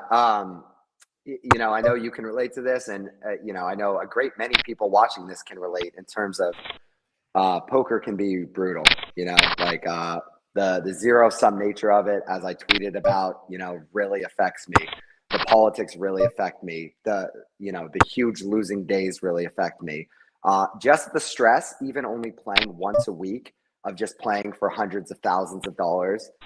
It's just rough on me, you know, and these were all things before Jack 4 and before I went from being concerned about live stream security to, I don't know, paranoid maybe, you know, like about it. And so all of those kind of lead to, you know, I've kind of gone back and forth. I would say I've mostly not even entertained the idea of playing poker in the last 6 months. And in the last couple of weeks, I think that mindset has shifted, you know, just a little bit. And I don't know if it was, you know, like, you know, Vertucci doing what he did, or, you know, my daughter likely being born in the next couple weeks or whatever, but I'm more open to it now. But like I said, I don't think it's likely that you'll see me playing poker once a week, you know, ever or anytime soon. You know, I think it's unlikely I play poker, you know, until, you know, well after my daughter's born.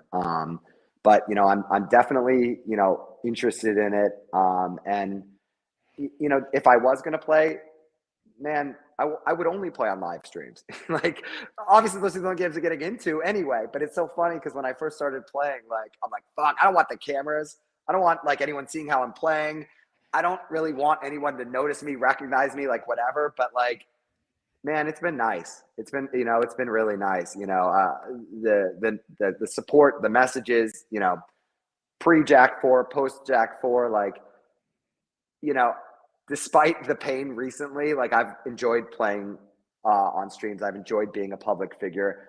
I've enjoyed kind of just going on streams and just doing what I've done for 20 years and just showing out and having people kind of celebrate that, you know, and so I'm pretty sure I'll be giving the fans at least a little of that, you know. At some point. It's just a matter what the of people when. want.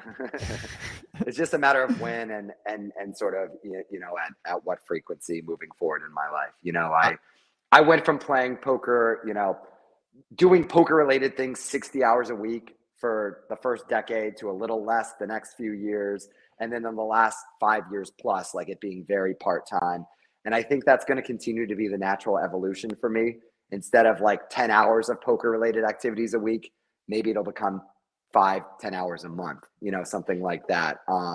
Because I'm always just trying to figure out how to incorporate this really, really tough game into an otherwise peaceful existence. So It's difficult too. There are a bunch of things people don't really think about with poker that I think are important elements of it. So like the biggest thing for me is sleep.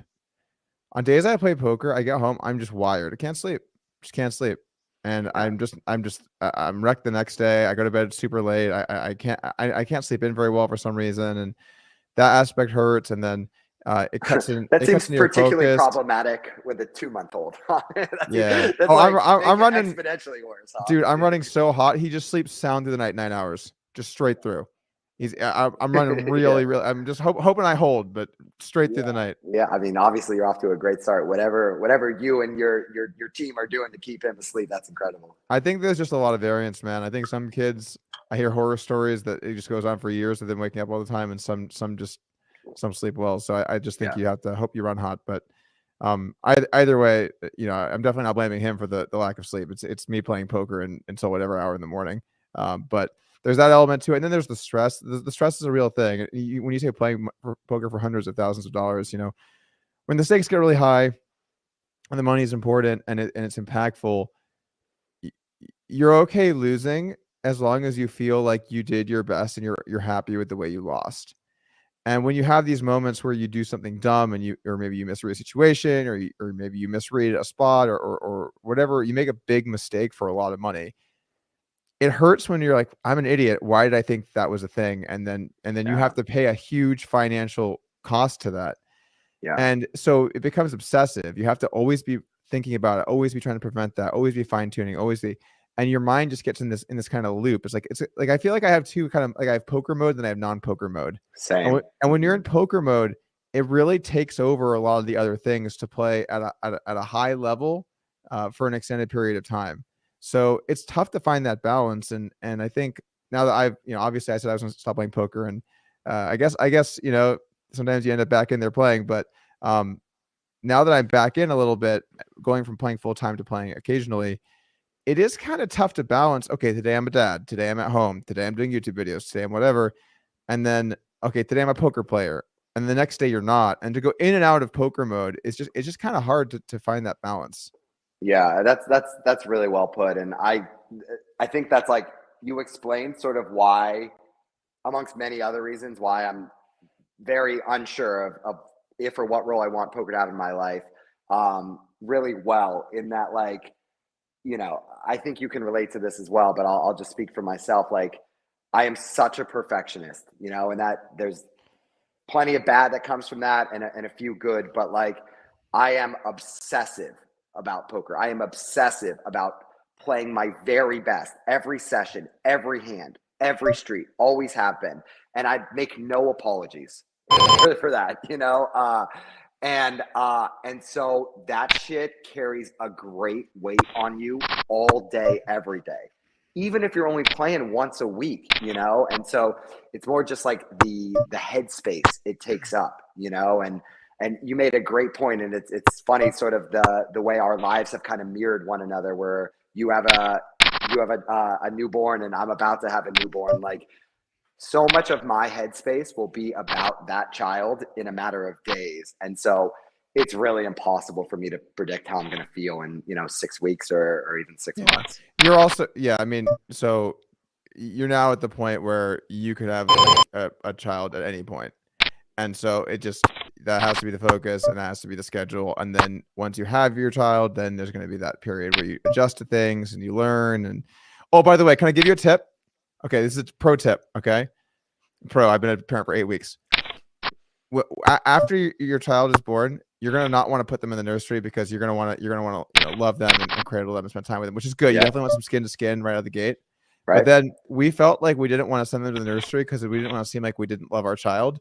But we had both been awake for she 2 hours in 36 hours, and we were just exhausted. The healthcare professionals will do an incredible job, and it's going to be your last time to get that fully awesome healthcare situation. And then in 2 days, you're going home. So just take advantage of that. If you're run down, you're not a bad parent if you send the nursery. Okay, seriously. No, that's super helpful. Jen and I have read so many books about all this stuff, and so in one of them, Crib Sheets, she talks about that exact thing and supports what you said, both practically as well as the research behind it. And so I know that's part of our birthing plan is to just get some goddamn sleep. I know, but then you see a human and you're like, oh, I don't want to send them off. It means I don't love them. No, you love them, right. but you're a human too. Humans need sleep. For sure. Yeah. I think just like, maybe another just overarching thought I had, because I know we're starting to come to the end here. And so I don't want to forget this, is, man, my whole life, certainly my whole poker career, I've really tried to be above the fray. I've tried to be above all the whatever, and when I started playing on live streams and whatever, I really tried my very best to just show up and play poker, and there's been some little things that have happened, where, Dylan was a dick to me and then, I clapped back or whatever on the internet, but mostly I've really tried to just focus on that. And obviously things have gotten super sidetracked, and obviously certain things I could have handled better. And that hasn't ended, with me just saying fuck Nick Airball on Twitter. But moving forward, man, I'd really, really like whatever my poker career looks like to be focused on poker. And obviously I carry, the responsibility on that, but that's what people know me for. That's what they give a fuck about, okay, maybe I did a podcast where people learn some things or whatever, but almost everyone, they just want to watch me play poker. And that needs to be sort of the plan moving forward, and ideally stay away from a lot of this shit that's really caused, I guess a lot of sort of anxiety and stress in my life. A good way of looking at that, by the way, is think about basketball or football, right? Yeah. How many views do the games get? and then you compare that to how many views do the podcast get afterwards. And Mhm. because those spaces are so big, the podcast might get hundreds of thousands, maybe even millions. But guess what? The games get millions and millions and millions and millions, because you know what people really care about? Watching the thing. Yep. The thoughts afterwards and the back and forth and the drama and the whatever back and forth, that those things tend to be much less popular than the thing itself. So I think the people that just really kind of keep to themselves and try and do a good job, there's something to be said for that, because that is what's most important. But there is a weird element in poker, which is it's not like in those things where what matters is purely ability, right? In football, the best players play. In basketball, in any sport. In poker, the most interesting players and best for the game players play. So there is some strategic stuff there where if you're just super vanilla, nice to everybody, and then this isn't really for you because you have an audience, but I just mean in general, those people are typically not going to get the spots to play. So it is a show, and the show needs to have heroes and villains. And I do think it is good for poker to have people be assholes and get fucking stacked sometimes. Like when Nick Airball lost 750K, that was so great for content. Do you realize how many people were ecstatic? People were giddy. Yeah, Of course. This is the best day ever. Nick Airball just lost 3/4. Me too, man.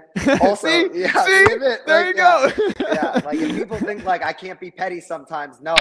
Like I could be petty as fuck. Like I saw your video and loved every minute of it, you know, like we're human, you know, like I can be petty as fuck as well, you know, but I definitely agree with what you're saying. But, you know, I do think it's at least worth mentioning that, like, you know, my whole live stream career, like I've just been myself, and like maybe like my personality, whatever, like maybe that in and of itself makes me an interesting character, but I've never had to resort to gimmicks. You know what I mean? I've never had to go in and just start yelling at people and whatever.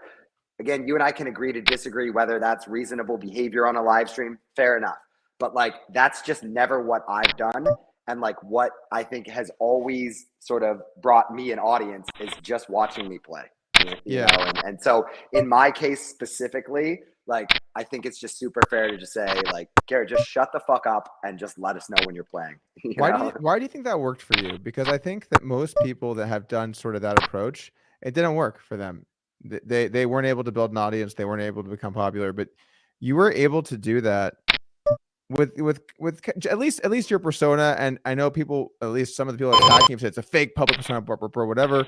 I'm not saying, I'm not arguing with them or you or whatever. And also that's not why people tuned in. People didn't tune in to be like, what a great guy. I can't wait to watch him play. You know what I mean? Like, but you're just a good player whose at least persona is they're just at the table and they're just kind of a genuine, nice, on the quiet side guy. I feel like most of the people with sort of that persona typically were not able to build audiences up from just playing. So I think a few things on that. I mean, there's no question, like there's a lot of people that have tried to replicate like the business model that I've ran over the past 6 years. You know, again, not a particularly romantic thing to say for people that just think 9 guys get together and gamble it up, you know? But like, yeah, there are a lot of people that have tried to replicate my business model.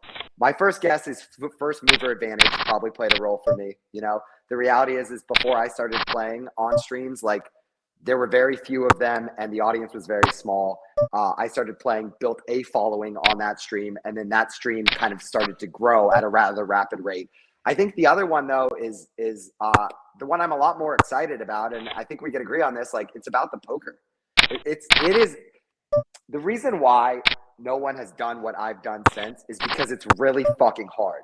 What do I mean by that? It's really fucking hard to play really great, exploitable live poker for a ton of money and do it well. Like, you need to like have been one of the best at your craft for 20 years, you know? And I'm well past the time where like, I'm going to just be, like modest about that kind of thing. You know, I think that if you had a whole bunch of other guys who were able to do that, I think you just would have seen more of it, because otherwise, like what would it be? What, you know, it's not like I'm just coming out there and they just go, man, I just can't wait to see Garrett's face today.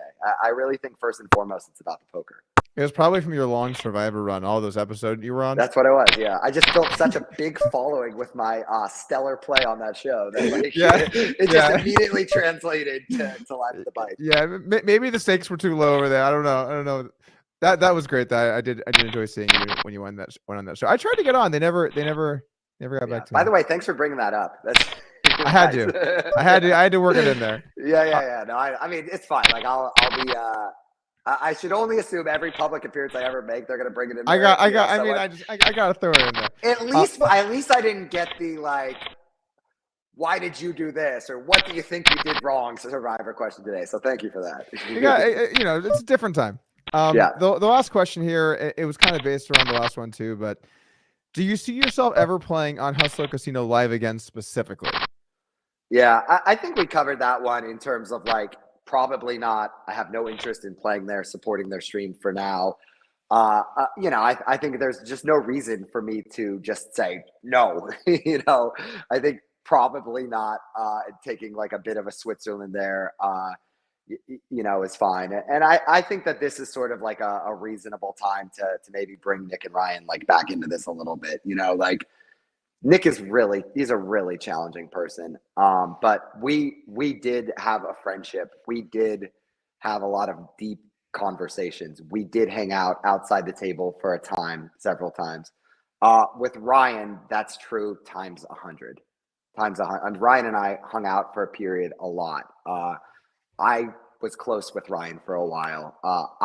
I care about Ryan. I've always cared about Ryan. And man, this shit sucks. You know, it hurts, and it hurts that I have to say negative things about them, like to be able to speak my truth. You know, I really don't fault Ryan for being a cutthroat and savvy businessman. I think it'd be hypocritical to say that. You know, I think I have plenty of that in me, but you know, shit happens, and you know, here we are, and because of that, you know, I don't necessarily see like a path forward for Ryan and I to work together, and that's sad, you know, because you know, him and I talked about this a lot, but you know, when we started working together in 2017, you know, he was playing 2-3 or 2-5 as a prop, you know, and trying to scavenge some games, and now the guy is what he is. I mean, it speaks for himself. Like the he's built an empire, you know, and I am genuinely happy for him that he's been able to do that. Oh, those are kind words. All right, man. I think we kind of hit everything. Any last things you wanted to bring up before we go? No, I feel like the less I say, the better. Say something, put my